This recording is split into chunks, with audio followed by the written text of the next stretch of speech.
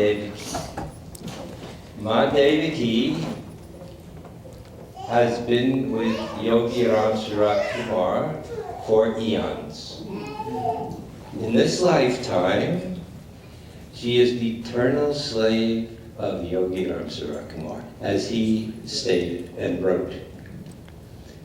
We are very, very, very fortunate to have her come here and share with us not only the teachings of Yogi Ramsuratkumar, which are the universal teachings of truth and Sanatana Dharma, but also Yogi Ramsuratkumar said, wherever Ma Devaki goes, wherever you go, as he said to her directly, I am with you, in you, and all around you.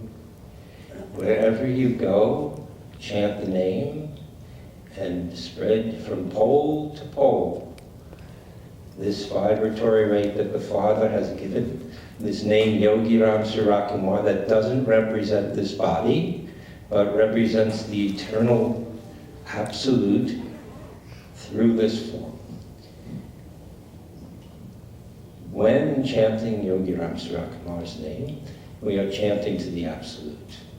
When seeing Ma Devaki, we are seeing the eternal slave of Yogi Ramsuratkumar, very humble. The truth is in your heart. Let your hearts be open. Take whatever you like. If it doesn't fit, leave it, but take what does fit. In listening to Ma Devaki and Yogi Ramsuratkumar's teachings, feel the vibrations of love from Brahmaloka and beyond. And it will transform not only you and me, but the whole world. Be in that. And so I introduce to you the eternal slave of Yogi Ramsuratkumar, Ma Devaki. Yes.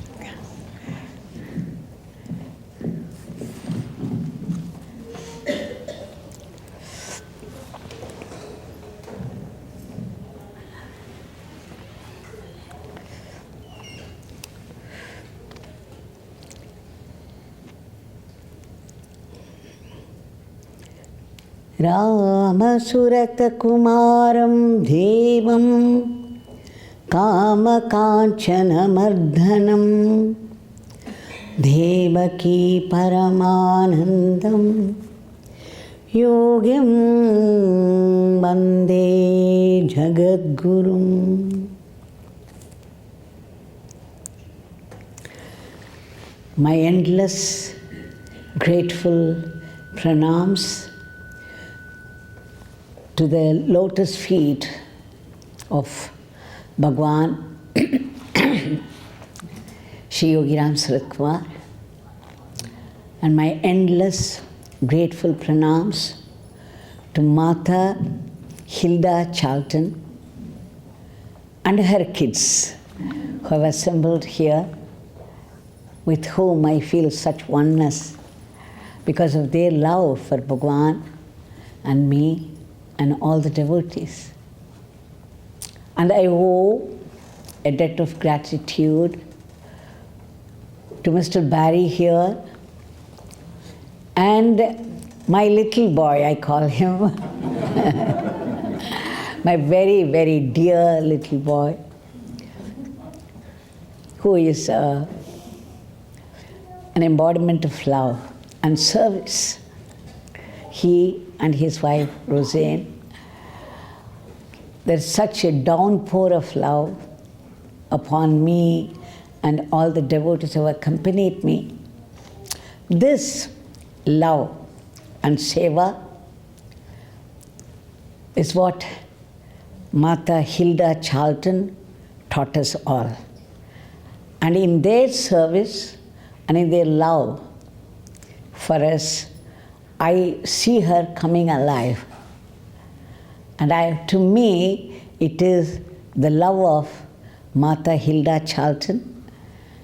And once again, my prem and pranam to Mataji, Hilda Charlton, and all her lovable and loving kids who have assembled here.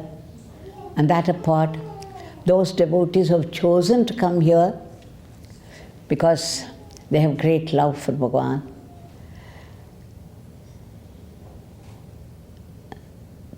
At the outset, I would like to say that I still cannot believe that I am sitting here in New York, in Saraswati Mahal, in front of you all, and is about to talk about Yogi Ramsuratkumar.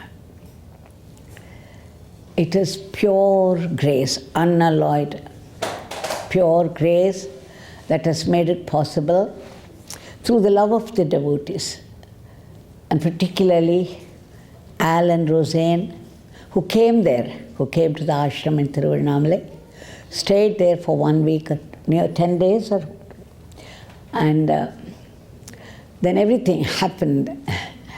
They invited me with great love.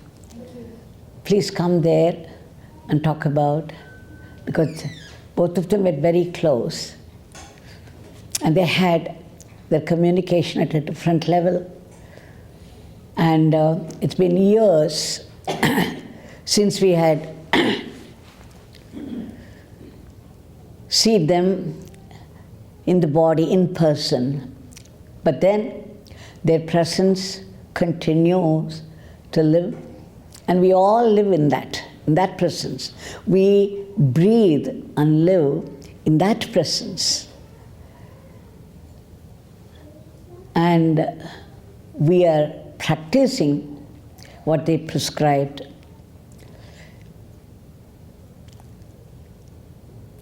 Now, I would like to say, in this Kaliyuga, this is called a dark age, the age of so much violence, sin, misunderstanding and fight and pointless killings, even in the name of God. There is only one relief, and that is the presence of the great souls, the great masters. None of us have seen Rama, Krishna, Shiva, Skanda, Buddha, Jesus, Allah. In this dark age, it is the presence of these great masters who are one with the supreme divinity, who are established in the presence of the supreme divinity, and who have walked a certain path and arrived. They know our weaknesses and strengths, and they have gone through some of it themselves. So they have come specially only to uplift us.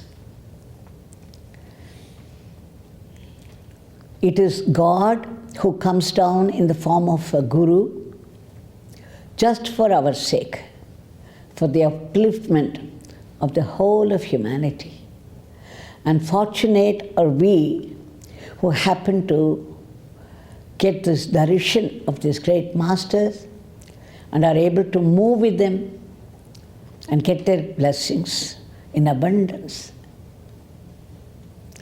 Now many of you, or perhaps all of you, know about Tiruvannamalai. It is from time immemorial. It has been a place of great, great, great souls. And the most recent ones are Seshadri Swami from Kanchipuram, where the Divine Mother Kamakshi reigns, and Ramana Bhagwan from Madurai, where Mother Meenakshi, another aspect of the Divine Mother, rules, and Yogi Ramsuratkumar, the latest, from Varanasi, that is the kingdom of Mother Visalakshi. So you see in Tiruvannamalai, one after the other, these great spiritual ministers, masters, they had done their spiritual ministry, one after the other. And here I am to talk about Yogi Ramsuratkumar because of his close association with Mata Hilda Charlton. I couldn't bring myself to say simply Hilda Charlton. I have to add Mother Hilda Charlton. For that she is. And I feel her vibrant presence. Especially when the Skanda Puja was going on, I saw Lord Skanda with this brilliant smile. We call it Mandahasam. Such beautiful, bewitching smile on his face. And I was thinking, how beautiful you are, Subramanya. And then he dropped a flower in response to my love, which the pujari gave me. So what a beautiful puja it is. We think it's all rituals, but they are not rituals. Each one of them invokes the presence of the divine there, and I saw it just now. How beautifully he was smiling, sitting there, accepting all your love and puja. And how beautifully he chanted, he and Rosine chanted the name of Lord Muruga and his divine consort. It was a wonderful experience. Now, back to Yogi Ramsuratkumar. He belongs to the tradition of Avadutas. And Avaduta is beyond rules and regulations.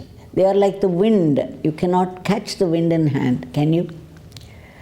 Absolutely no rules are in there. They cannot be under control of any societal rules. He was so unpredictable. You would never know what he would say next, what he would do next. And I had many, many experiences with him and received his teachings, very simple but profound. And I believe they are directly related to our daily life. You can bring God right into your house, into your workplace, or even into your travel. The simplest teachings which carry the profound truths about the divine. And that's why I'm here. Because in this Kaliyuga, as you said before, there is so much darkness in the hearts of people, so much confusion, so much violence, and so much sinning of all kinds. So these great masters are our only relief. And that is why I am here to talk about the Guru Yoga in Kaliyuga. What is that? As I said in the beginning, we have not seen any of the gods. Has anybody seen Rama, Krishna, Shiva, Jesus, Allah?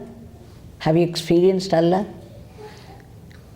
But many of us have seen these visible gods, the great masters. And what's more, they have 2 eyes, a nose, and they have a body just like us, and they eat like us, they sleep like us, and they move with all of us with such love and compassion. And they are ready to bear the burden of all of us, the burden of our sins, and free us from the fetters of this world. Now, as he said, Yogi Ramsuratkumar lived as a beggar in the streets of Tiruvannamalai. There was no roof overhead. There was no meal waiting for him. If there was any meal at all, it was chance meal, and he might get it once in 3 days.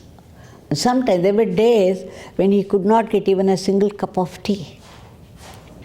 Just imagine a holy being with the power of God working all the time towards the welfare of the humanity and not a cup of tea to feed him. I have heard stories about he's begging for a cup of tea when the tea stall owner threw hot water on him. He had gone through such cruelties in his life, in his living as a beggar in the streets. Why would he do so? When he had all the power, I asked him much later, years later, why you had all the power? You could cure cancer like that, just like that. You liberated people from all kinds of suffering. Why would you have to beg for a single cup of tea?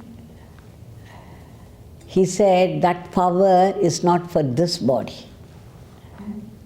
That is meant only for the devotees.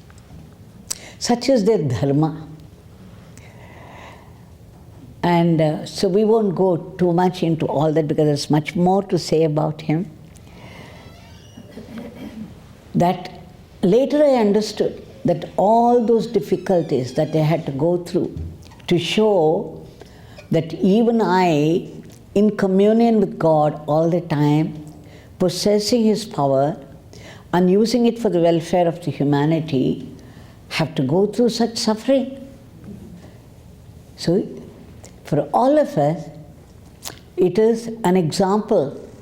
There will be ups and downs in life, joys and sorrows, according to the karmas, the past karmas of the past births. So when a suffering attacks us, and so cruelly sometimes, we have to learn, we have to remember that these great beings themselves, who lived in such purity, had to go through this. And some of the sufferings they had gone through in their life, we cannot even imagine. Most of our sufferings are for the ego. The ego gets hurt, people abuse, and it's the diseases, the physical, mental diseases that we go through. But some of the sufferings they had themselves gone through. Can you imagine crucifixion? What a suffering it is. Can you even think of it? Compared to that, what is it that we go through? So they go through all that just to show us that the suffering is nothing. You have to cross this. And Yogi Ramsuratkumar, as I said, was very unpredictable, and he had his own characteristics. Like there are many, many stories when Mata Hilda visited him with her devotees, how this will talks about how he would arrange the teacups. That, generally we think that there is a certain order to follow, this and that. But he will have some 5 or 6 teas, and he would suddenly call one person here and then he would put it here. And then he had his own random order of distribution. And if anybody moved any one of the teacups, even 1 inch, 1 millimeter, he would scream and say, "Oh, you have spoiled my father's work." That 1 millimeter movement of a teacup could mean a tremendous change in the cosmic level. It had repercussions on the cosmic level. Because I was there with him for 7 years, 24/7, I had the chance to see the varied dimensions of his work. He called it his father's work. And of course, for a long time I didn't know what exactly he was doing. And then one day he told me that meeting people and blessing them is only a small fraction of this beggar's cosmic work.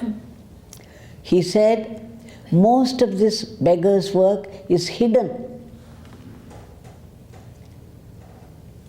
And he said, another time, he gave me a hint that it is not just giving relief to people from their sufferings, it is upliftment of the consciousness of the entire humanity.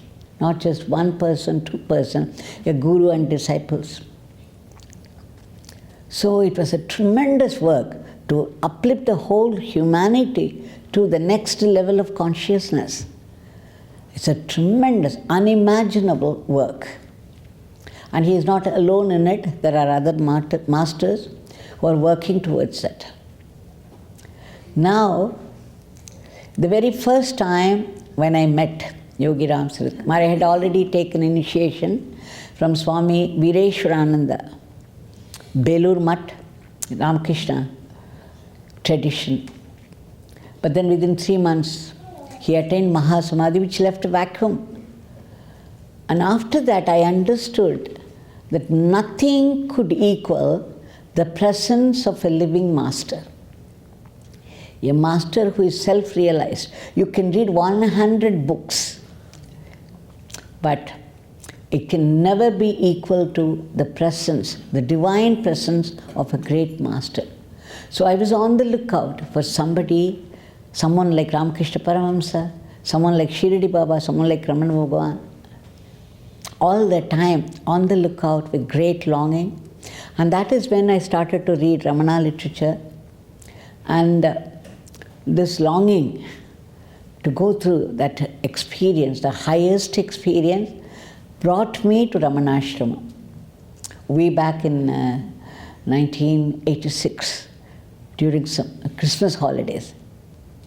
I was telling these people yesterday, some of them, the whole story of my first meeting, and all the details are there, I think, even in YouTube, so I don't want to go through all those details. But then, when I stood before Ramana Bhagwan's photograph, cried out to him because there was so much darkness and there was only a dim light of a mud lamp burning in front of him. I cried, my heart exploded, and I cried to him saying, even here there is only darkness for me. Will there be no light at all in my life? And I burst out crying. And then I had a beautiful experience. The two eyes of Ramana Bhagwan came alive, and they were full of compassion and grace. It was just a fraction of a second. I was so stunned. I was just looking at him, gaping at him. The lights came on. He was once again a photograph. And the next 3 days, we decided to go around. 2 other friends of mine had come with me, and we decided to go around. And I visited Yogi Ramsuratkumar's Sannadhi Street house 5 times, and every time the door was locked. We would carry 2 tender coconuts to offer to him, only to find the door locked. And then they would say he had just left for the temple, and then we would run to the temple only to be told that he had just left the temple. So it looked not once, twice, but 5 times, 3 days, morning and evening and morning and evening, and the 3rd day morning again. And again it was locked door, only to be told he had just left. You just leave. It's not even some time before or some time after. So it was that kind of leela that he was playing, the hide and seek. But that increased my curiosity on the one hand, and longing, a certain longing for a living master here. Even in general, in ordinary mundane life, if something is hard to get, its value increases in our eyes. So these masters know that. They know all those tricks. So he was playing this hide and seek, and it sharpened my longing more and more. And finally, there was only one evening left. But I had to go. The urge was so strong, intense. I had to go. And all those details are there. But there, that day, it was open and there was a crowd outside. So we joined the crowd. I bought some 4 apples and he came. He was inside, and after 5 disappointments, here finally I found him. And as he was coming, as he opened the door and he came, it was a huge presence. The huge presence was so strong, so powerful, that here I was right at the back of the crowd, and my whole body began to tremble, and the tears were streaming down. It was as though I had arrived. On the one hand, I had this relief that I had arrived at long last. On the other hand, something was happening which was beyond me. I was reacting, trembling. And I did not know what was happening to me. I was yet to see him in physical details. And then he came and he stood there. You can imagine the first impact of your own guru. I'm sure many of you would have gone through something like this with Hilda Charlton as well. For me, when he stood there, and you can imagine how many births I had been seeking him, I had no idea. And I can tell you one thing, before I came to Yogi Ramsuratkumar, I had gone after many, many living masters. I used to go to the Himalayas every year. Because even at the age of 8 or 9, I had this vague feeling that I would come across a great master and my life would be with him. And so I told my mother that I would not marry and I wanted to be free. And my mother accepted, very strangely, because she was an evolved soul herself and she knew that my life would be different from her other children's, and she just let me free. I was going to the Himalayas and I had climbed up 7,000 feet to find a certain master, and then ran in the hot sand of Ganga river to find Masram Baba. So it was finally I had come to Yogi Ramsuratkumar, and little did I realize what was awaiting, that my whole life was going to change completely, because at that time I was thinking of doing my PhD and had applied to some foreign universities and also some local universities. So my ambition was only to do that, PhD. Just see how things, that's why I keep telling these people that everything is predetermined. That I often say our life is a finished movie running on the screen. Whether you believe it or not, this is the truth. You can ask any great master. Every moment, every detail of everybody's life is being run, is being governed by that supreme divinity. And there is only one divinity, one supreme divinity. All of us, the whole lot of creatures, not only the humans, the plants and the birds and the animals, everything, the fire and wind, is only an expression of this divinity. The one divinity playing all our roles, putting on the costume of our body and playing our roles. But unfortunately, we do not know that, because the same divinity has put the Maya in us. And what Maya? I am the body. I am so-and-so. I am a female. I am a male. And I am so-and-so. I am an animal. I am a bird. I am a plant. I am a tree. I am a worm. I am a mosquito. I am a rat. All that. Everything is a role play by one supreme divinity. Unfortunately, we are not supposed to know it so easily, and it takes birth after birth after birth, and it's terrific sadhana for purification. And finally, it is assured for everyone. Be very happy that everyone will meet up with this state of the highest experience. It is assured for everyone. The difference is only in number of births. So here, after this first meeting, after everybody cleared out, we thought our turn had come to go, but surprisingly he called us inside, and then there he gave me a very beautiful experience, a very deep experience, an experience which I had longed for in Ramana literature.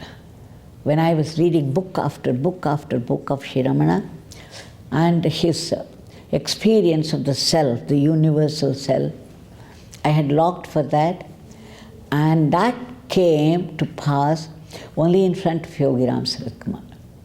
And what was more, when he handed it over, that experience in a platter, literally, he just raised his hand and looked deep into my eyes, and he did this, and that's all I knew. In fact, minutes before, I was feeling very lowly, and I was sobbing. I mean, you can pick up all those details, so I'm not going to go into it. But I saw the same two eyes that I saw in Ramana Bhagwan's picture, in Ramanashram, in Yogi Ramsuratkumar. And he merely raised his hand like this, and he was doing, and all the thoughts left completely.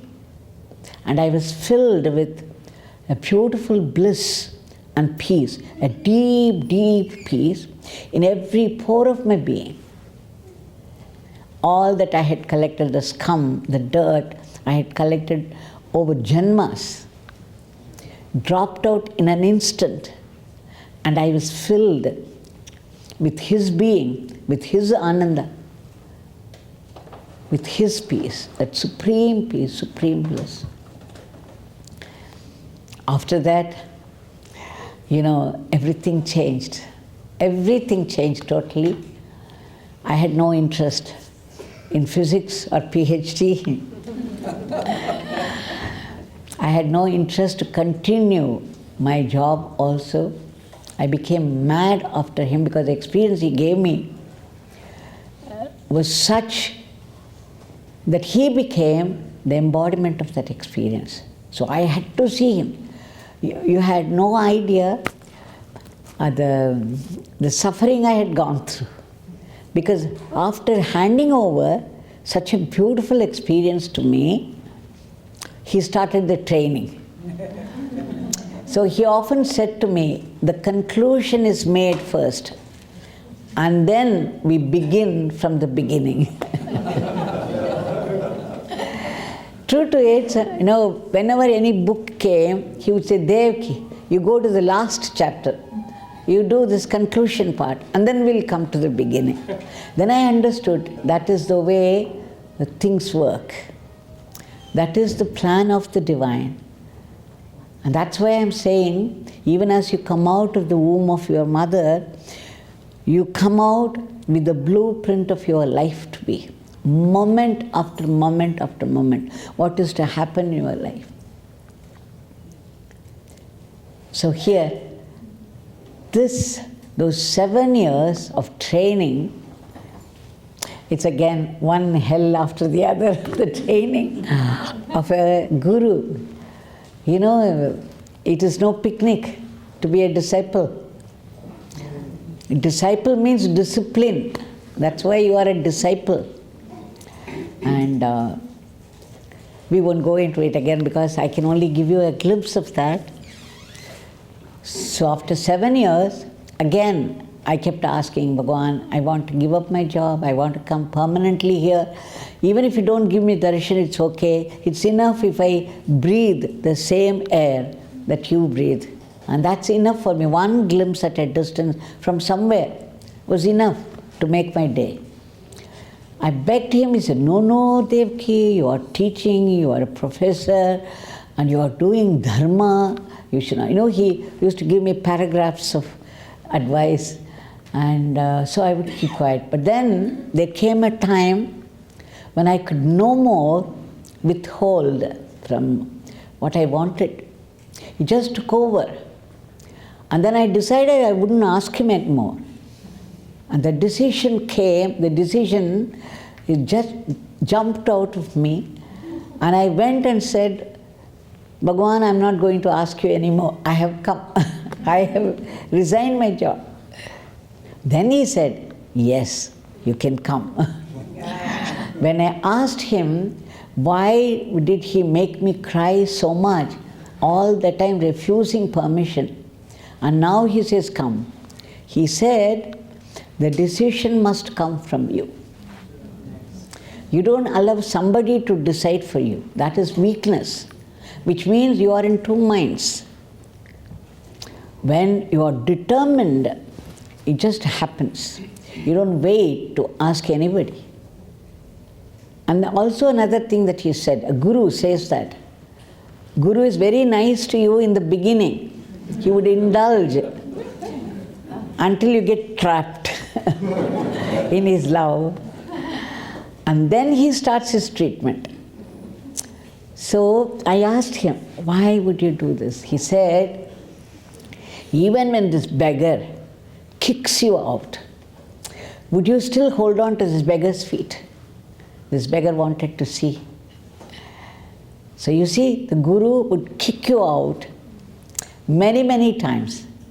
And every time, if you hold on to him, you come back and hold on to him, that's a great blessing. He would help you indirectly.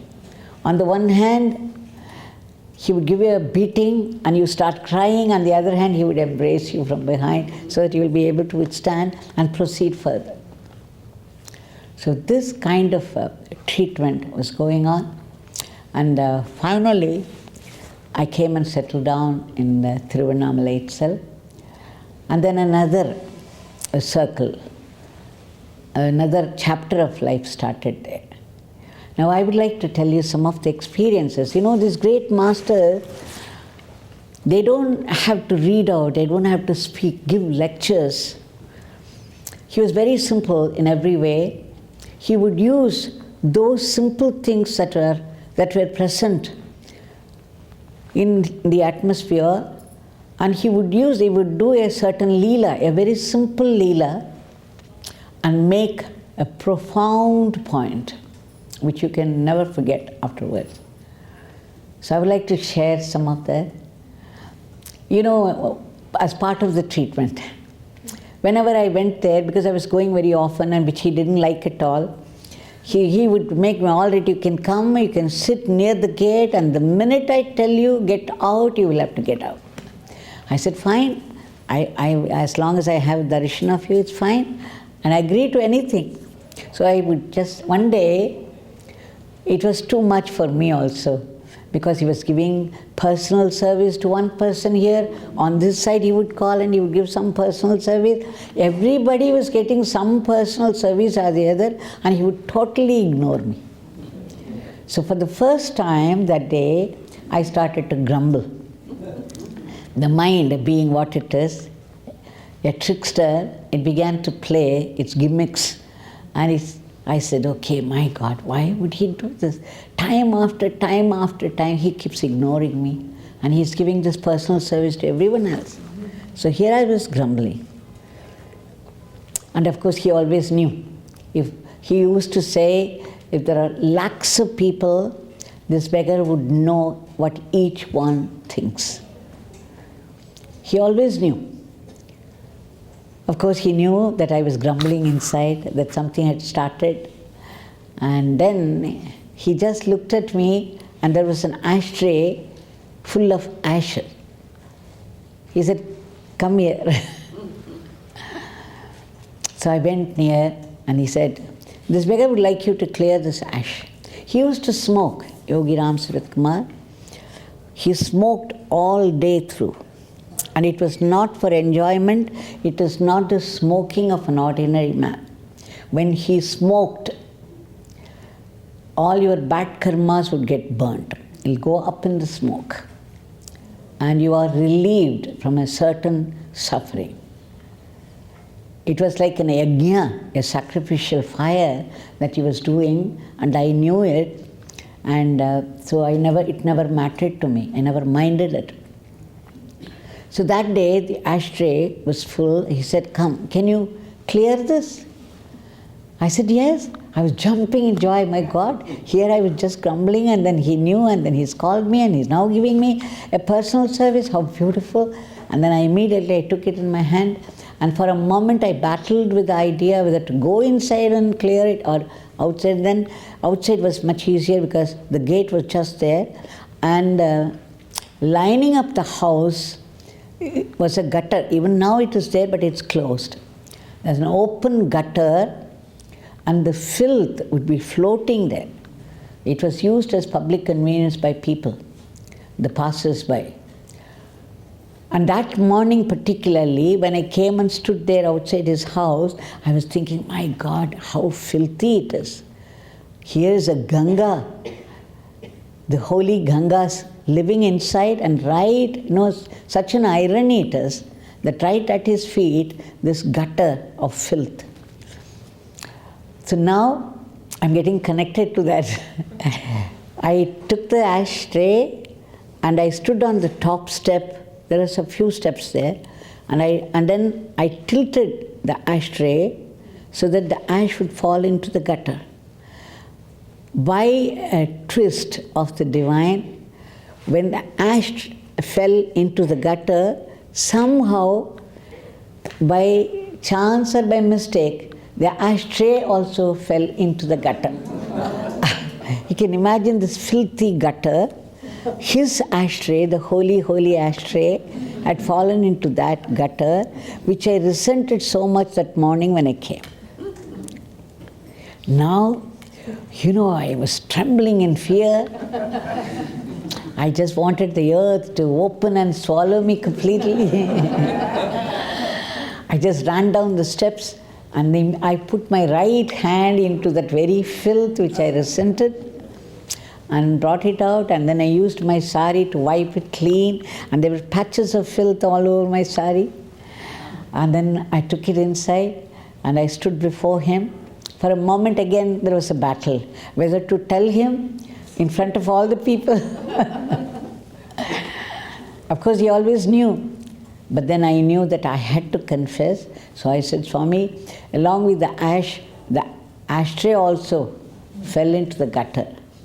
"Oh, all right, you go and sit." So I thought it was so simple. He had finished the whole thing. That he said, "Okay, you go and sit in the place." So I came very cozily, sat in the place, thinking that the Leela was over. And that is when the Leela began. He called the first person, "Do you know what she did?" This beggar gave her some work. He didn't say ashtray. This beggar gave her some work, and she dropped it into the gutter. My God, you can imagine my feeling. Again, I wanted the earth to open, but the earth was as it was, adding to my agony. And then he said, the next person, "Do you know?" There were 5 people. He was asking everybody, "Do you know what she did?" This beggar gave her some work and she dropped it into the gutter. And every time he was coming out with that, again the whole thing, body would tremble, and I felt terrible, and I could do nothing about it. And then, what was more, some people, there were people, so many of them outside, and they were lining up, and they would come one after the other. And in the line, if he knew somebody, he would say, "Do you know what she did?" Then, suddenly, it flashed. I was sitting and grumbling that he was not giving me any personal work. Now he has proved, if he gave me some personal work, I would drop it into the gutter. And that is why he was not giving, he was not ignoring me. And then again it flashed that whatever life brings to you is what you deserve. You are served what you deserved. I'm telling you the rule of life. So sometimes a joy, unexpected joy comes to you and you feel that you don't deserve it at all, but know that you deserve it and that's why it's come. You might have done something in your previous birth to earn this.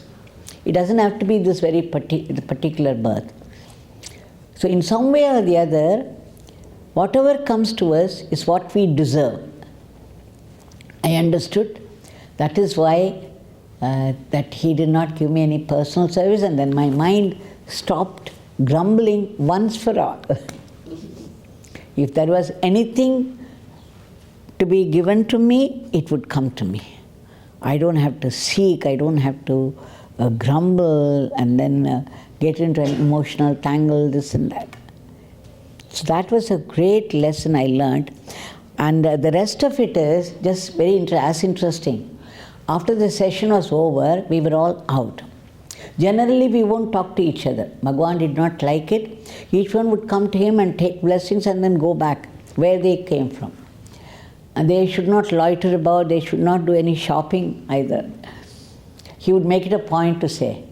And now that particular day, all of us gathered, and then one of them present, he said, you know what he said? That he gave you some work and you dropped it into the guy. That's not for you, it's for me. And then he said, you know, after much prayer, I got married to my wife. It was very, very good. And we have had no quarrel at all, but something happened 3 days back and then we quarreled so much that I got so wild, I beat her up. And then I felt terrible, and that's why I took a bus and came straight here. That it is his way of saying, because you prayed, I gave you this wife, and you do not know how to take care of her, and this is the way you have treated her. You have dropped the work I have given into the gutter. This is what he understood. And then another boy was there, he was saying, no, it's not for you, it's for me. See, after much prayer to him, after much chanting of his name, I got this wonderful job in a company. But you see, there is a natural restlessness in me, and I began to find fault with those people there, and I could not stay on. And immediately I resigned and then went to another company. Now I have gone from company to company 4 times, and I have come to the 4th company, and I have been thinking that the atmosphere is very bad there, and I would give up my job. And now it is his way of saying, after much prayer, I gave you this job and you are dropping it into the gutter. So each one, there was another lady who was publishing a book, and the book had so many mistakes. So she was saying, it was his way of saying, you know, he gave her 10 paisa and said, you use this money, you will get enough money to print that book. It was on great masters, and Bhagwan was also, I think, she had touched upon Yogi Ramsuratkumar for 2 pages there. But the book, unfortunately, was full of mistakes. So she was saying, no, it's all meant for me, and I have dropped that work into the gutter. So when a master like Yogi Ramsuratkumar makes a remark, it is universal. It applies to everybody. He often told me that everything happens only by God's will. And whatever happens is a blessing. God is perfect, so His Leela is perfect. And whatever happens by His will is only a blessing, is grace. Try to look upon it as grace, because it's truly so. This was his advice to me, and sometimes he would go one step further. He would say, Devaki, whatever happens to this beggar and Devaki, we have not only to accept it wholeheartedly, but be grateful to God for it. Imagine. So that is how all the cruelties that he went through, never was any complaint from him. I remember I was telling them yesterday a particular thing. He was very thin because he never got any sumptuous food, and he was just walking along the road, and he had only a hand fan, a broken hand fan, and a coconut shell and some newspapers as his possessions. And suddenly he was surrounded by 4 rowdies of the road, and they started to beat him up very cruelly, ruthlessly. They snatched the coconut shell, the broken hand fan, and they threw it out, and they started to beat him up. And he simply submitted. This is saying sari, yes to whatever happening comes to you. So he simply submitted, and at one point, the blood started to ooze in places. His shirt was torn, and dhoti. And he said some 20 people had collected there at a distance, and they were all watching, and some of them had come to him for blessings also, but they would not come forward to help him. And he said, Devaki, this is the world. Don't trust anybody in this world. This was his particular specific advice to me. People who had come to him and taken blessings for their own reasons, for their fear, they would not come forward to help him. Now, in the meantime, when he was getting beaten up, 2 people who were with him off and on came to know that he was being treated very badly, so they came running. And these 4 rowdies, as soon as they saw these 2 running towards them, they ran away. And then this Perumal, one of the attendants, said, Swami, please let us go after them and give them nicely so that they would never touch you again. And you know what Yogi Ramsuratkumar said? Whatever he said is a teaching for all of us. He said, Perumal, those people have done their work. We have come for Father's work, so we will do Father's work. That's about all. So this is it. The surrender is surrendering to the will of God. Whatever life brings to you, be it a joy or sorrow, know that God is behind it and He is doing it for your greater good. For some reason or the other, you do not know what, but if you think that Bhagwan is arranging this for me and He is my well-wisher, He would not do any harm, so let me wait. There is no harm in waiting, and maybe if you wait patiently with faith in Him, at the end of the wait, He would give you something far greater than what you asked for. I can guarantee that. But we must have the patience and faith during the period of wait. Instead, what do? We start accusing him, saying that, oh, he doesn't care, why would I come to him at all, this and that. So this is what happens. This is something that we have to learn. That people, everything is pre-designed. It's a drama that goes on eternally. A villain, the director gives a costume for the villain and certain dialogues. And for the hero, a certain costume and certain dialogue. They cannot exchange the dialogues. And not only villain and the hero, all the sub-characters also. So like that, everybody's life is being governed by that divine will. That's why I said our life is already a finished movie running on the screen. If you want to change the dialogue of a villain or a hero, before even you start, the movie would have gone further ahead. So if you have complaints in life, you can tell the director, see, this is not right, the way the hero speaks, the way the villain speaks is not right, and then he may change it or he may not change it also. This is life. I'm telling you the basic truths of life. And whatever I tell you, it is either from my experience or from what Bhagwan taught me. His words. And it's all based upon truth. But it's very difficult to accept it. But remember, your life, everybody's life, is completely governed by the divine will from even the movement of the little finger, even your eyes closing and opening, under the control of the divine. I often ask this question, did you create your body? No. Then why do you say it is your body? What did you do to own up this body? And did you put life in it? No. Why do you say my life?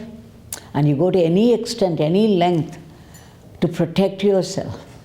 So you have not created the body, nor have you put life in it, but you have the sense of ownership. I am my body, my life. But remember, your very breath. Now, right now, how many of you are aware that you are breathing at all? Are you breathing with full awareness? No. Most of the time in life, we are not aware that we are breathing at all. But the breathing goes on with such precision and order and a rhythm. Who is sustaining? Who put it in the first place? Who is sustaining your breath? So that is the supreme power right inside all of us, and your very breath is rooted in that. Your in-breath, out-breath. You just have to look where the breath starts and where it subsides. That is the place of that supreme divinity. And he is inside all of us, the same supreme divinity. It is not just Buddha or Allah or Jesus or Krishna. It is that one formless, supremely intelligent consciousness. We call it Chaitanya. And your very breath is not only your breath, the breath of an animal, the breath of a tree, the stone has life in it. Stone has consciousness. The same stone, you say that people walk over the floor is not aware that you are walking over it. How can you say it is consciousness? It has consciousness, but it is withdrawn.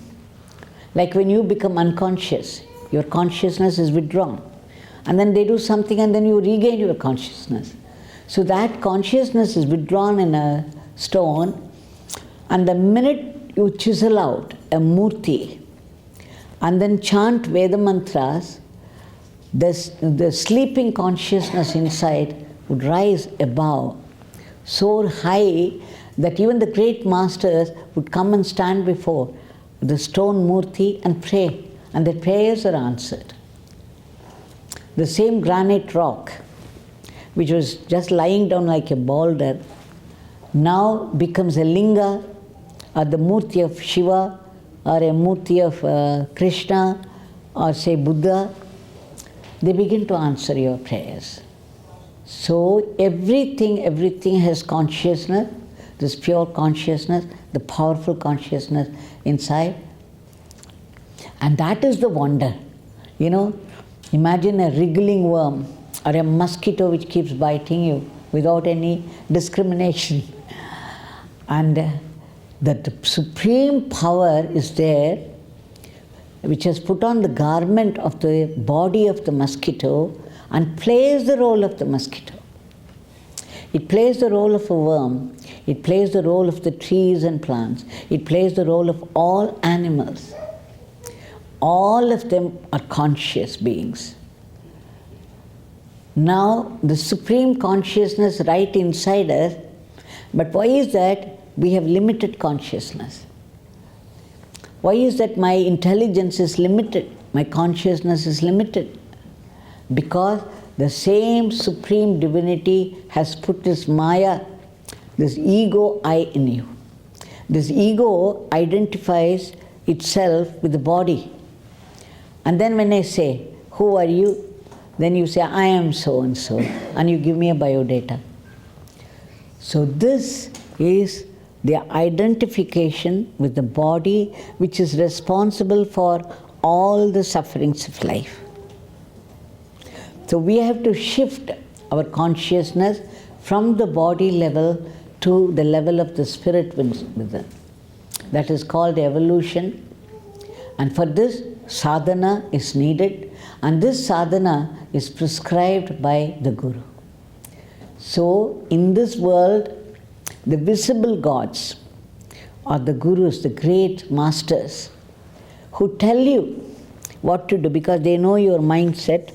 They prescribe a certain formula which you have to practice and practice and practice until you reach their level. You also become one with God, and that's why they have come. They seek you out. Often we think that we are going in search of the Guru, but it's not true. The Guru knows who is going to come to him. So he would arrange circumstances, and at the right time, just as I met Bhagwan, you would find yourself standing before him and taken over by him. So this happens, and there are just a few leelas that I would like to share. One day, it was Arunachaleshwara temple. It was Arudra Darshan day. That is the day Lord Shiva chose to dance for his divine consort Parvati and some intimate disciples. So it's called Arudra Darshan day, and there would be special Abhishekam and Puja to Lord Nataraja in Arunachaleshwara temple. So here I was, searching for him, and then finally I found him. As I entered the temple, on the one side, there was a tree. I think a peepal tree was there, and he was sitting under that. And there was a crowd around him, but a very small crowd. But crowds of people were going in a stream straight from the gate of the temple to the Sanctum Sanctorum, where the Abhishekam was taking place to Lord Nataraja. So I stood at a distance, waited for him to make some gesture so that I could go and join the crowd. And when he did, immediately I ran and sat with the crowd. And that's when I noticed these crowds going straight without even looking in his direction. I felt terrible. I said, that is a statue of Nataraja, and Abhishekam Puja is being done, and these people are rushing inside. But the same divinity is seated here in flesh and blood. You can converse with him, you can have your eyes filled. And what's more, he's blessing you, and you know that he is blessing you, and you feel the effect. So why would people go straight into the temple, into the Sanctum Sanctorum? So I was feeling a little disturbed at this observation. And Bhagwan was giving me sharp glances, now and then, because he was picking up my thoughts. And then I said, here is Lord Shiva, here is Lord Shiva. And suddenly I remembered that was the day Lord Shiva chose to dance. And I had heard so much about his dancing.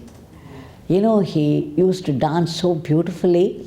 Ramanashram Ganeshana, he told me that he had witnessed it in the cremation ground. Yogi Ramsuratkumar would jump from one slab, one tomb to another, with wide sweep of his hands and legs, making the noise of Damaru. The Damaru, the drum of Lord Shiva. He would make the noise with his mouth, and then he would sing Om Namah Shivaya, Om Namah Shivaya, Om Namah Shivaya, or Arunachala Shiva, and jump and swirl in the dance of Shiva. Now, the desire took over completely. I wanted to see him dance. Here I was thinking that is Lord Shiva seated in front of me. Then naturally the desire followed. Would I not see him dance today? The way Ganesana described. So as soon as this came, usually we would not say anything in his presence because we would be afraid that he would say, get out. We won't talk out of turn at all. But that day, I don't know what came over me. I had no idea that I said, will this Shiva dance for us today? I never knew that I had spoken, but it had come out, and then again he turned. He gave me a sharp glance, and then he began to make a very casual conversation with one of those village ladies.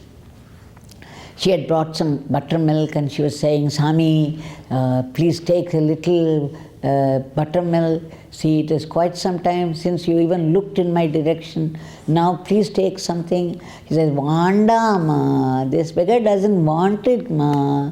You take it, you keep it. Or something was going on. And a very casual talk. So when I said, will this Shiva dance for us today? I was so scared, I was trembling in fear, I thought he would ask me to get out. But instead, to my great wonder and delight, he said, why not?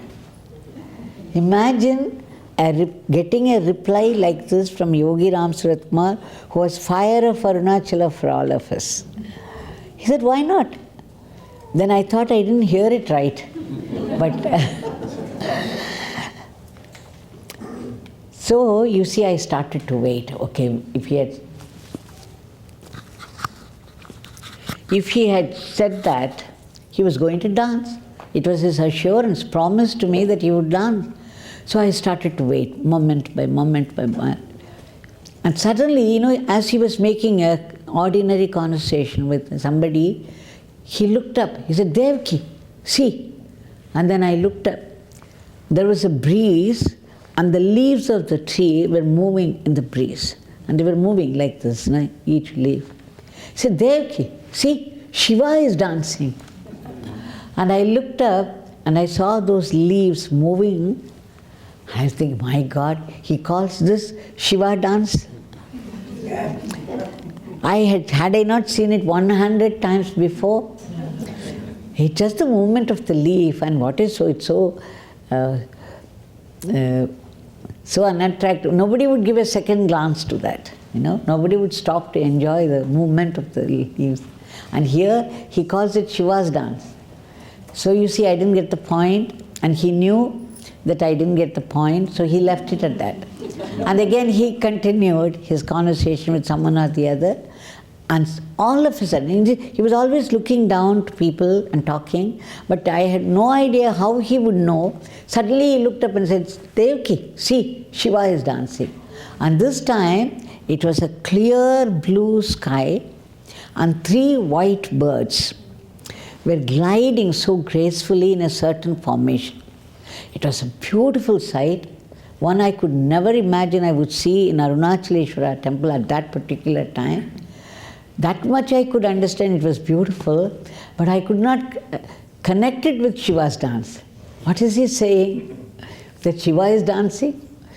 And then I remembered Shri Ramakrishna Paramahamsa, because he would come across such a scene when he was a boy, walking through the fields, and then immediately he would fall down unconscious because of the soaring of the energy. So I thought, if Ramakrishna Paramahamsa were here, he would have fainted by now. And he knew that I was going in the wrong direction and I did not get the idea even then. And then he left it at that. Now another scene followed, another act.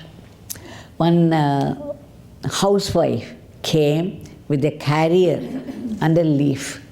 She said, Swami, today is Arudra Darshan day. I have made some kali, a special food meant for Nataraja. I have brought it only for you, Swami. Oh, all right, you keep it here and you sit down. So she sat down, and then he looked at me straight, because he already pointed out 2 things and I didn't get it. He said, come here. And then he made me sit by his side, and he looked at that lady who brought the carrier and leaf, said, now Amma, you put the leaf here before this Amma. And then she put the leaf and she said, now you serve whatever you have brought for me. I was so scared to look at her face, because she had brought it all the way for Bhagwan. Now Bhagwan is asking her to serve on a woman, an ordinary woman like me. And I was so scared even to look at her. But when I looked up, I saw her smiling. Then I understood that she was probably used to his ways. And she understood. That was also a blessing. And then immediately she started to serve. And there was this kali and then the vegetable. And he said, start eating. Imagine, it was Arunachaleshwara temple, and crowds of people were going inside in a stream, straight to the sanctum sanctorum. On one side, Yogiji is seated with a small crowd, and in front of all the people there is a leaf, banana leaf in front of me alone, and some kali and then vegetable, and he is asking me to eat. So that was okay. It's prasad that he is asking. And suddenly, when I was about to start, I spotted a millipede just coming near. It has thousands of legs, its own legs. So it was crawling, and it was coming straight. It's one of those things that you find in the rainy season. It's black in color with the dots of yellow on either side, and it moves very fast. So it was coming, and I always was disgusted at the sight of it. Now, the rarest opportunity, he was giving me prasad, and in Arunachaleshwara temple, and I was about to eat, this creature was coming so fast towards my leaf. Now my entire focus shifted to the creature, and something was welling up inside. I was afraid that I would throw up. Such was my disgust with that particular creature, and that exactly was coming straight to and if it started climbing up, I would vomit right in front of all the people.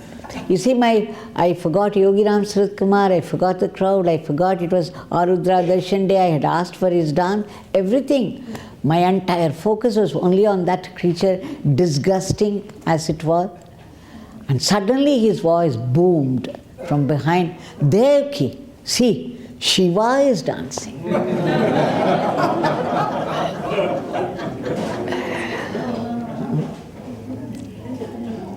And the way he said, the loudness, the booming, and pointing out his creature, something happened to me. In a fraction of a second, something happened. I felt the vibration all over my body. The mind soared high, and suddenly I knew what he meant. There was beauty in the movement of the disgusting creature, which was disgusting minutes before. There was beauty, there was a rhythm, there was a precision in its movement, and I understood in a fraction of a second what he meant. That any movement, disgusting or not, beautiful, it is the movement of Lord Shiva. And the minute I understood that I knew what he meant, he knew that I knew it. And he said, Devaki, Shiva is always dancing. Learn to see it. So the Leela with his millipede and some birds and some leaves, he taught me that profound truth about the cosmos. The whole movement, everything that is in the cosmos is dance of Shiva. Just see, how can you forget this lesson? Such a simple Leela he played, and he taught me an unforgettable, profound truth. This is Yogi Ramsuratkumar. I remember in Sudama, he used to ask us to pluck flowers, ask me particularly, for the four of us, the Sudama sisters. I had already plucked all the flowers in the nearby branches. Now I could find flowers only in the top branches. And I could not just pluck it, so I took a tall stool and then I started to climb. He was right behind me. He said, Devaki, Devaki, be careful. Don't hurt yourself, don't hurt the tree. The way he would say it, it would not be very casual. It would be like a Mahavakya. You have heard of that? Mahavakya, the great sentence that came from Shiva, like Aham Brahmasmi, Prajnanam Brahma. So like you find in Upanishad, he said, Devaki, don't hurt the tree, don't hurt yourself. And suddenly I knew that it carried a Mahavakya, that we should never hurt anybody, nor should we get hurt. Because hurting people is ego. The ego is hurting people. It wants to get even with them. But getting hurt is also, what is getting hurt? Ego. So that's when I knew getting hurt is also ego. So we must be very careful not to get hurt by anybody. Let people hurt us, but we don't have to take it. We don't have to feel hurt. Because what is getting hurt? Your ego. And you enter the spiritual life only to give up your ego. To the extent you give up your ego, to that extent grace fills you. In fact, the ego is nothing but utter selfishness. I and mine. I want everything for myself. It doesn't matter if the neighbor doesn't get it. If I don't get it, okay, I want it for my people. So divided are we that we always talk about division, because we think that we are confined to this body and to our biodata. So there are many incidents where he used simplest things present in the atmosphere to point out profound truths. I can go on talking about it, but before that I just want to conclude it with his main teaching. He always said the goal of human life is only God. Whether you are in Canada, Australia, Argentina or Japan, know that the life's goal is only God. So God has given you this body and put life in it, and given a life pertaining to this body, this identity. Why? Only to remember Him. So Bhagwan said to remember God so intensely that you attain His state, you become one with Him, which is called nirvana. But then it's not possible for 99.9999% of the people. So he said, the next best thing is to serve a master who has attained this nirvana. So you people are serving Hilda Charlton, a great Mataji, and who has taught you so much, because I'm astounded while I read some of the things that she has taught you. So you are already in the seva of a great master. All that we have to do is practice whatever our masters have prescribed. That is the goal of life. Not even getting Nobel Prize or becoming the President of America. Morarji Desai, there was one Morarji Desai who became the Prime Minister of India. He was a spiritual man. So when he got that post, people went and asked him, "Oh, you have attained the goal of your life. What more do you want in life?" He said, "You think this Prime Ministership is the goal of my life? God is the goal of my life," he said.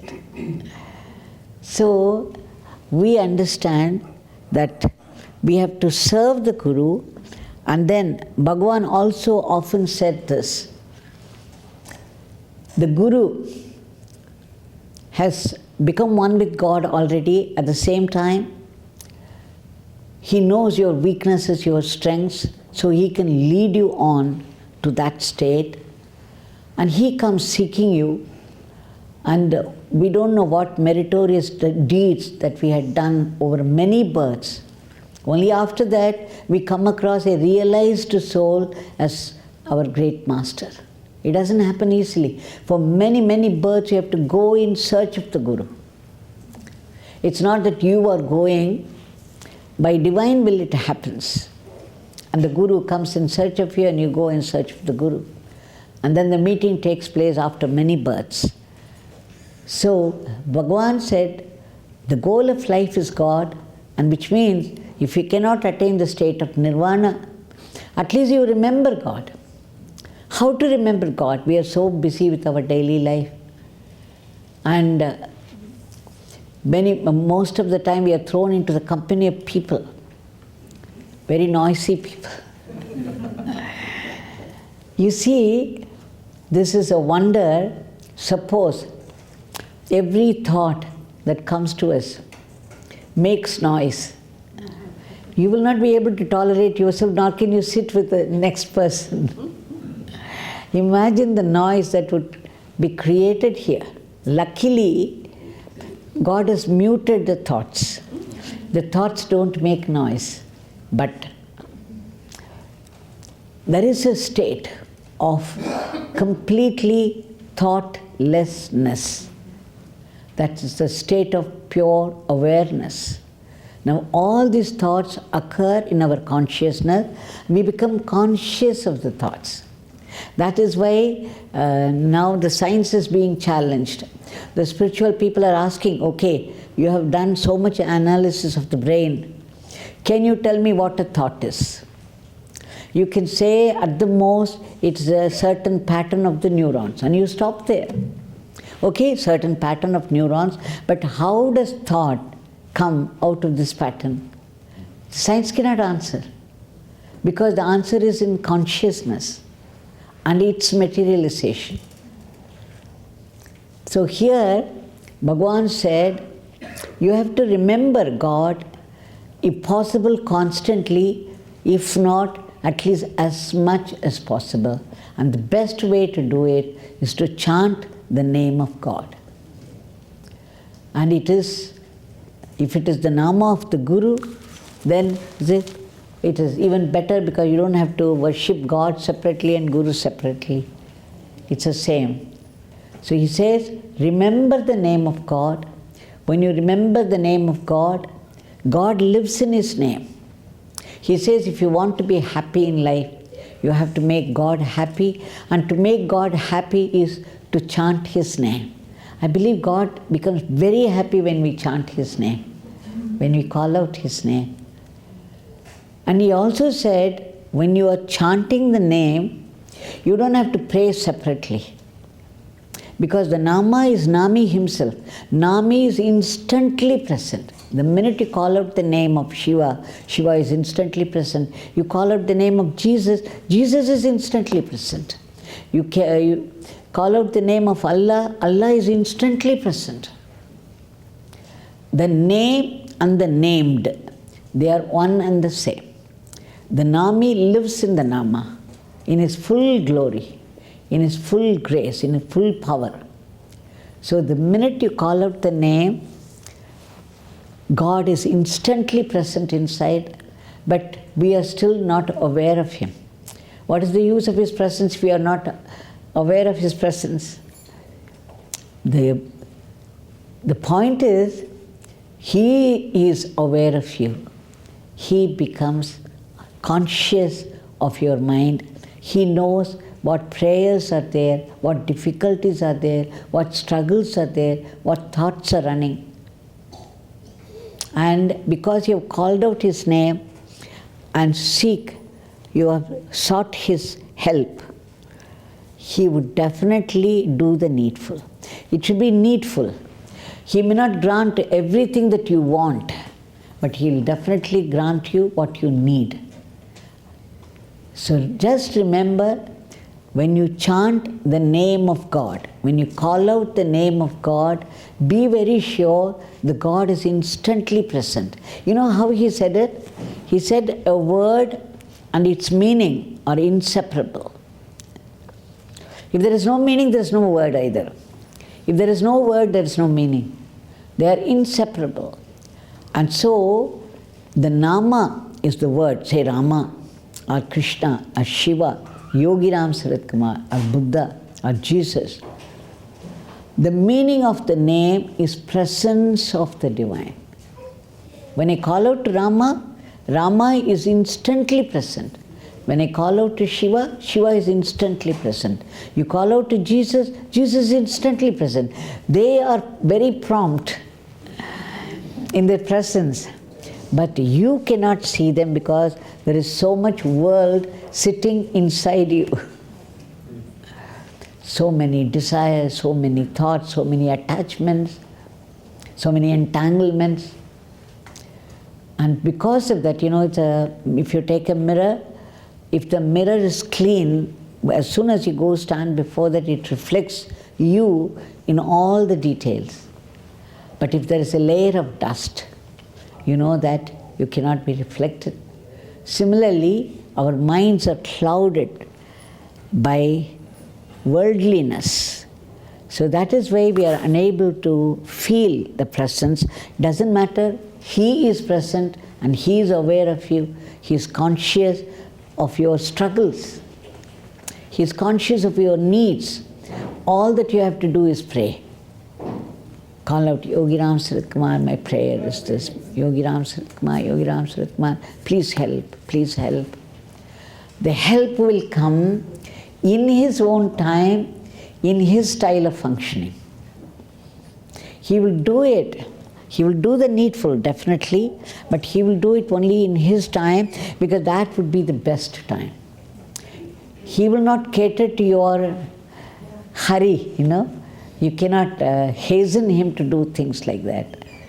He will do it in His own time, because He would do the best. So Yogi Ramsuratkumar said, whatever happens at any moment in life is the best that can happen to you at that moment, because it's being arranged by God. And wherever you are placed in life, that is the best place for you, arranged by God. Do not ever think there is a better alternative somewhere. Often we think that, no? We think, oh, if only I were there, then that things would have be very different. But it's not so. You will have to learn your lesson, so you would shift and then you would find out, okay, my God, I made a mistake. So the thing is, Bhagwan said, God is arranging every detail of your life. Everything happens by His will, and whatever happens is a greater blessing. And it's meant for your greater good. And what is that greater good? Your spiritual transformation. So look upon every suffering as a greater blessing meant for your spiritual growth. It may not be a blessing from the worldly point of view, but it certainly is from the point of view of your transformation. You know, Yogi Ramsuratkumar has done many, many, many miracles. But the best miracle, the highest miracle, is the miracle of transformation. His very name has become a mantra for thousands of people. And the minute you call out His name, we get help, guidance, and protection. There are thousands of stories. I can just go on telling you the whole day. Many, many stories that you go on the road and you are about to meet with an accident, and then you would soon be a pulp under the truck. Immediately you scream, Yogi Ramsuratkumar, magic takes place. You would see whatever is meant to happen to you will be shifted to the vehicle and you would escape unhurt. You go to a new country, it's a new language, and then suddenly you forget how to get back to your room. You are very confused, or there are other moments of confusion in one's own life. Just call out, Yogi Ramsuratkumar, please help, and somebody who speaks your language will come and take you back to the room. This has happened, reported by the devotees, and many of them foreigners. And help always comes. It's unfailing grace. You just have to call out from the depth of your heart even once. So Yogi Ramsuratkumar said once, blessed are those people who chant this name Yogi Ramsuratkumar even once in their life, because you become His responsibility. The minute you utter His name, you become His responsibility. It is truly so. They take things seriously. We may not mean them when I say, oh, I surrender myself to you. You know, people often wrote letters to Bhagwan saying that, Bhagwan, I surrender myself completely to you. And then the next paragraph would start, number 1, I want a job for my son. I want to build a new house here. I want my daughter to get married. You know, the list, one after the other. And then he would laugh and say, see, Devaki, how they have surrendered to me. They are giving me instructions what to do and when and how to do. And they have surrendered only their problems to me. So this is what we do. So the first teaching is you have to be in contact with that supreme power. And that supreme power is inside you. It is generally a witness consciousness. And there is no creature which does not have the supreme power inside. Even a mosquito, even an ant, a worm, a stone has this power. But then it is witness consciousness. So when a murderer attempts to murder somebody, he doesn't jump out and say, don't do it, this is adharma. It doesn't stop you. You sin any number of times, the supreme deity that is inside you will not stop you. Why? It is watching you, that's all. It is witnessing it. Like this light. You can read Bhagavad Gita in this light, you can also sharpen a knife to kill somebody. It will be a witness. It won't stop the killer, nor would it assist somebody who reads Bhagavad Gita. It's a witness. But the minute you call out the name, that witness consciousness instantly becomes your personal God. And he responds. You understand what I mean? He participates in your life. He responds to your needs. And he will definitely do the needful. When people ask us to help, we do it. Won't God do it when you seek his help? With all his power, he's waiting to be called. That's why Yogi Ramsuratkumar said, if you want to be happy in life, you have to make God happy, and to make God happy is to chant his name. So simple. And Bhagwan said, you don't have to pray at all. You simply keep chanting the name, because the Nama is Nami's presence. And Nami is all-knowing.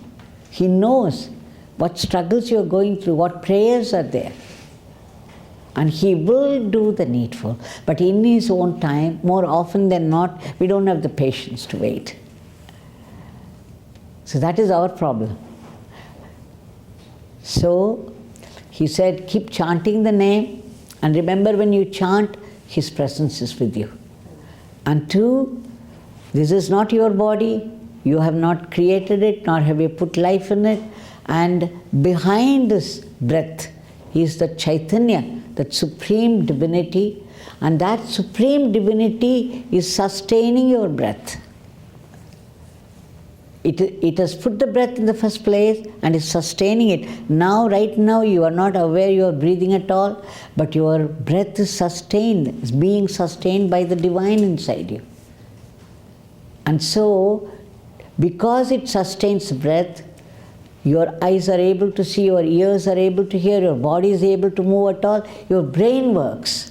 And because your brain works, you are able to run your life. Now tell me, the eye seeing or the hands doing any work, who does it belong to? All the actions that you think that you are doing are being done by the divine inside. He is the real doer. You are only an instrument, you are a machine. I was saying yesterday, you are all programmed robots. And the divine operator is inside, and according to the program, everybody's life is running. The robot goes through the entire life thinking that it is doing everything. But it is a divine operator. You are only a machine. You are only a puppet. The divine puppeteer is inside pulling the strings, as you see in a puppet show. And he is putting the thoughts in you. He is speaking the dialogue through you. And he is doing things through you. You are but an instrument in his hands. So this is the second practice that you have to do all the time. Though we cannot help thinking that we are doing it, after that you say, Bhagwan, you have done it through me, but since I cannot help saying that I am doing it, I am offering it to you. Just as you pluck a flower and offer it at the feet of the deity, you can do an action and offer it at his feet. Simply say, I am offering this action to you. And it goes to him, it becomes puja. I often say, the drudgery, the work that you do in an office from 9 to 5, you just have to think that this office also, the whole cosmos is his. Your office is also his. So he is the boss. So as you enter, even while traveling to the office, keep chanting the name. And as soon as you enter the office, before you sit, you say, I'm going to do the work. The boss here is not my boss. You are my true boss. And whatever work you do, I do here is your work. Kindly accept it as my seva to you. And then you completely get immersed in the work. And 5 o'clock when you get up from the seat, you say, Bhagwan, whatever I have done here, you have done it through me, but I cannot help thinking that I have done it. I am offering to you. Your day's drudgery, the work, is now puja to him. Just see, the ordinary life turns into a puja.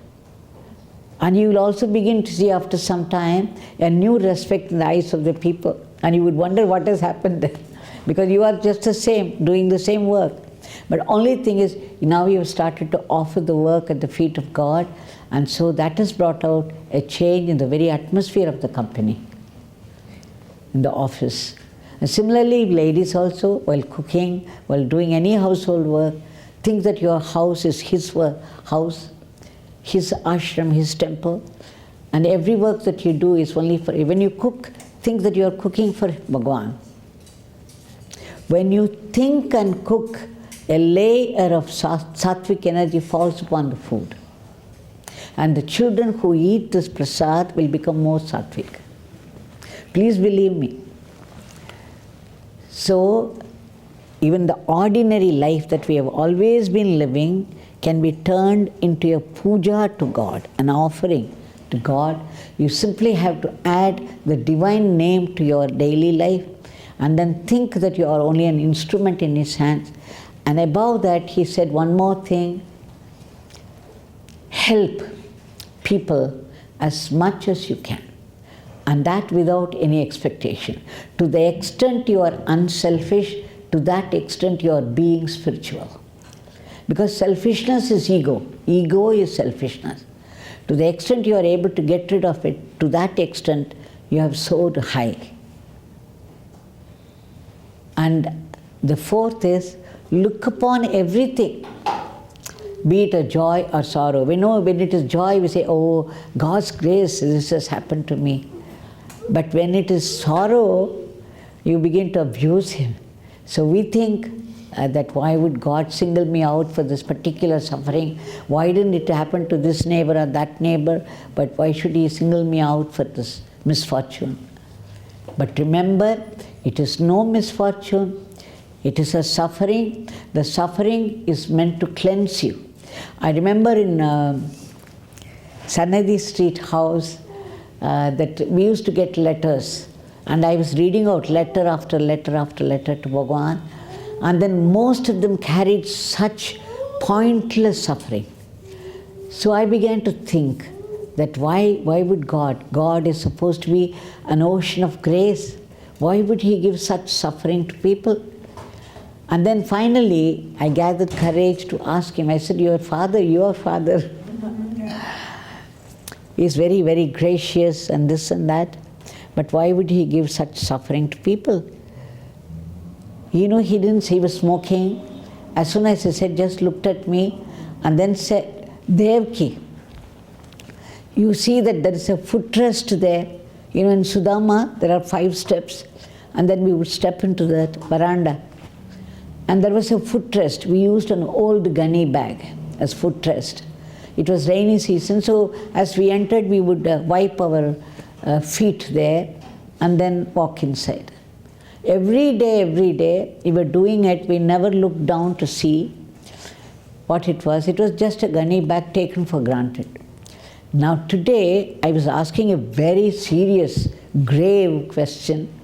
And he said, all that he said was, Devaki, that footrest is there, something is written there, can you read out? I was thinking, my God, I've asked this question, and all that he is telling me, go and read something that's written on a footrest, a gunny bag. Then I read it out. It was written there, this bag contains cleansed rice, cleansed from, free from broken bits, stones, and brown. So it was rice, and it was number one strong rice, cleansed of stones, brown and broken bits. And as soon as I read out, Devaki, that is your answer. Suddenly I just couldn't connect. And then it flashed, because he would not say anything without any meaning or purpose. And suddenly it struck me, because there was this word cleaning, cleansing.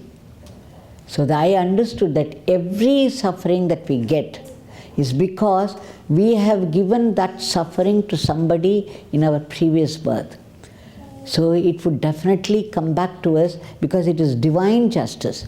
It is called the law of karma, but law of karma is divine justice. It's precise, unsparing, and ruthless in its execution.